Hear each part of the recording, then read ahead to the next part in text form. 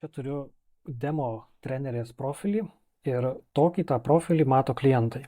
Jis jau yra užpildytas, tai yra nuotrauka, yra vardas, aišku, yra kontaktai įvesti, bet ko nėra, tai to turbūt esminio mygtuko rezervuoti laiką. Tai klientas čia atėjęs gali kažką pamatyti, galima pasidalinti šitą nuorodą, yra, pavyzdžiui, čia mygtukas ir galima ir QR kodas yra, ir nukopijavus nuorodą galima nusiųsti ją, arba tiesiog parodyti telefoną klientui ir gali nuskanuoti ir iš karto matys. Bet čia kol kas nėra rezervuoti laiką. Tai paimkim ir padarykim, kad būtų. Dabar atsidarau kaip per appsą, kaip treneris mato, ir noriu jungti tą rezervuoti laiką galimybę. Tai pirmiausia einu į nustatymai. Pasitikrinu, kad tikrai yra slapyvardis, nes čia ir yra ta nuoroda, kurią klientam galima nusiųsti. Čia kontaktai, manau, jūs jau ir matėte šitas vietas. O jeigu paspaudžiu ant trenerio puslapio nustatymų, tai čia yra tokie du svarbus mygtukai. Vienas yra rodyti paieškoje, dabar išjungtas, galiu įjungti. Rodyti paieškoje reiškia, kad tarp trenerių sąrašo, kur yra ir kiti treneriai, tai jeigu šitas rodyti paieškoje yra įjungta, tai ir jūsų profilis matysis tam sąraše. O kitas mygtukas yra priimti rezervacijas. Tai iš pavadinimo skamba, kad tikriausiai šitas ir įjungs tą rezervuoti laiką mygtuką klientam. Spaudžiu ir dabar grįšiu. Beje, nieko daryti nereikia, jau viskas yra automatiškai išsaugoma. Tai jokio save, jokio saugoti ar kažko panašaus. Jau išsaugota ir viskas. Dabar nueisiu ir pažiūrėsiu, neva aš esu klientas ir kaip atrodys šitas trenerio puslapis klientui jau kai pakeičiau nustatymą. Tai po atsinaujinimo, kas yra sekundės reikalas, štai yra rezervuoti laiką mygtukas ir klientas jau iš karto gali ir matyti, ir spausti, ir patikrinti, kokie ten tie laikai yra. Kai klientas paspaudžia rezervuoti laiką, tai mato savo paskyrą, su kuo rezervuoja laiką, ar pas ką rezervuoja laiką, ir dienas, kuomet yra laisvo laiko intervalai. Tai šitą laiką nustato pats treneris, o klientas jau gali tik matyti ir pasirinkti iš sąrašo. Tai pavyzdžiui, šiuo atveju yra birželio 21 dieną, sekmadienį yra vienas tik tais laisvas laikas, kurį galima rezervuoti. Pažiūrėjau, antradienį, 23 dieną yra 3 ir taip toliau. Tai šitus intervalus dėlioja treneris ir aš to parodysiu kaip. Pavyzdžiui, dabar tiesiog įdomumo dėliai paimsiu ir štai antradienį, birželio 23 dieną kaip klientas noriu pas šitą demo septimą trenerį rezervuoti laiką. Vienas iš privalomų dalykų turiu būtinai įvesti telefono numerį.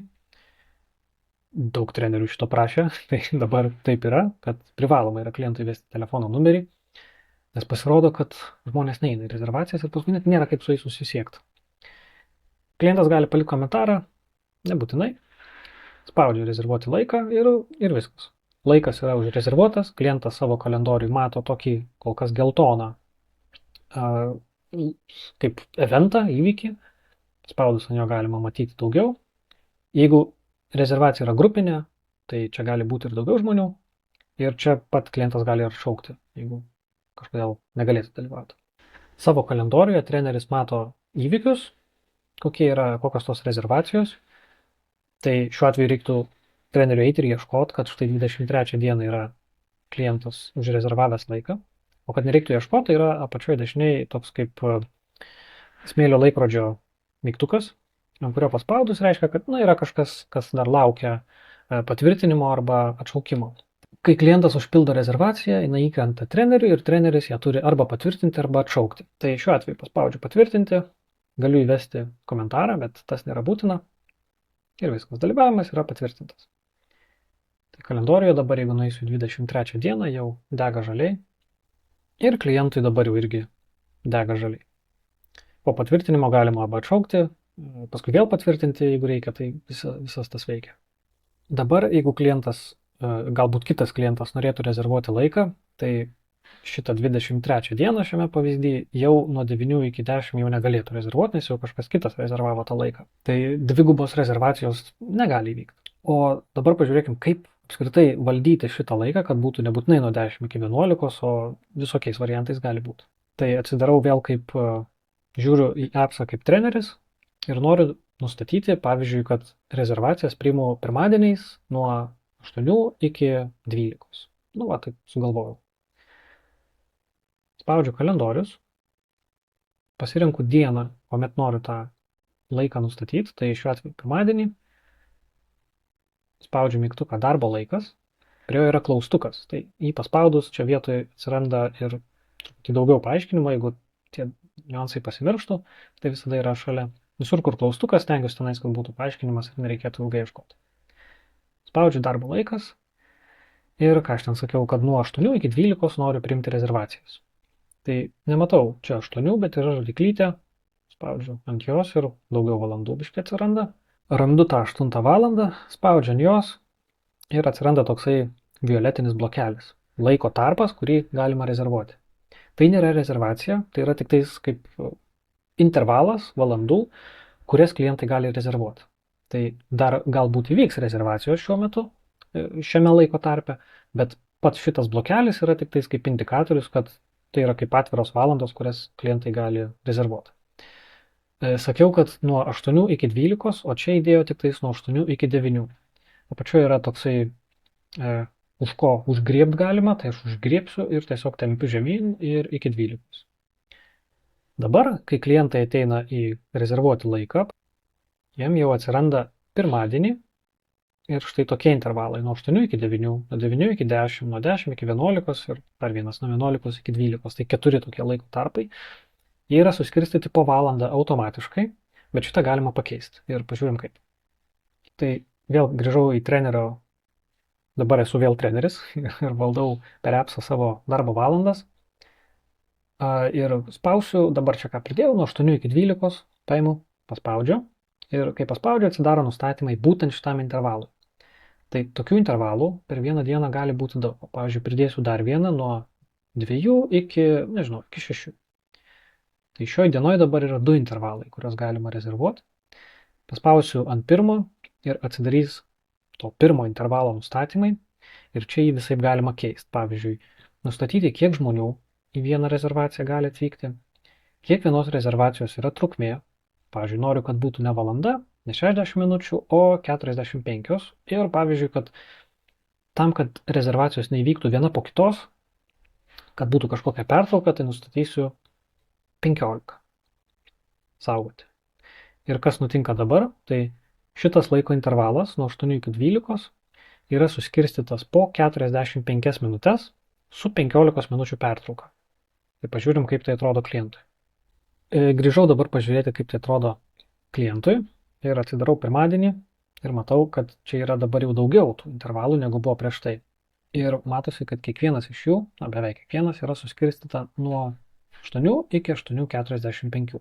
Tada 15 minučių pertrauka ir kitas intervalas, kurį žmogus gali rezervuoti, jau yra nuo 9. O toliau, čia pažiūrėjau žemiau, yra jau tie antro intervalo nustatymai. Tai jūs irgi galiu nustatyti, keisti. Grįžau vėl į trenerio vaizdą, dabar spausiu jau ant antro intervalo, irgi pažymėsiu, kad bus 45 minutės su 15 minučių tarpu, tai yra pertrauka, ir tegul kartos šitą intervalą kiekvieną pirmadienį. Tai reiškia, kad nereikės man rankom kiekvieną pirmadienį, ten, tarkim, sekmadienį iš anksto eiti ir nustatyti laiko, o turiu tokį kaip grafiką, kuris kartojasi kiekvieną savaitę. Ir tarkim padarysiu, kad šiuo atveju bus ne vienas žmogus, o tarkim 5. Arba gali būti 2. Pavyzdžiui, jeigu yra porų, jeigu treneris priima poras į rezervacijas. Na, bet šiuo atveju, tarkim, nežinau, padarysiu 5. Spaudžiu saugoti, o klientui atrodo maždaug taip. Įsirenku pirmadienį, matau, kad tos valandos prieš tai, kur buvo nuo 2 iki 3, yra jau nebe iki 3, o iki 2:45 su 15 minučių pertrauka ir čia žemiau atsirado, kad tai yra užrašas, kad tai yra grupės rezervacija. Jeigu nueisiu į kitą pirmadienį, kitos savaitės, štai matau, kad yra pasikartojantis intervalas, bet valandų yra mažiau negu 22 dieną pirmadienį, o taip yra todėl, kad grįžtu vėl į trenerio valdymą, kad vienas intervalas, čia mes vis dar esam pirmadienyje, vienas intervalas yra nuo 8 iki 12 ir jisai yra nesikartojantis, tai yra toks kaip tai dienai tik tais. Spausiu ir padarysiu kartoti kiekvieną pirmadienį. Saugoti. Ir dabar abu intervalai jau yra nesikartojantis. Išjungsiu darbo valandų valdymą ir dabar matau šitas violetinis kvadratas tapo tokiu mažiau ryškiu, o taip yra tam, kad čia galėtų pildytis klientų rezervacijos ir tiesiog vaizdas netrukdytų vienas kitam. Pavyzdžiui, kaip čia. Kartais gali būti ne visai aišku, kurie tie intervalai yra pasikartojantis, tai yra kiekvieną savaitę kartojasi, o kurie yra tokie vienkartiniai. Tai tam yra atskiras puslapis, o čia prie tokio nustatymų ikonkės, spaudus čia galima matyti tik tais tuos grafikus, tai yra tik tuos intervalus, kurie kartojasi kiekvieną savaitę. Tai pavyzdžiui, anam lange pažymėjau, kad pirmadieniais yra 2 intervalai, kurie kartojasi kiekvieną savaitę ir jie čia ir matosi. Tai va, maždaug taip veikia šitos rezervacijos ir tų valandų, kurias galima rezervuoti nustatymas. Tikiuosi aiškiau, jeigu ne, tai visada mielai laukiu klausimų ir pasistengsiu atsakyti. Tai jau, iki.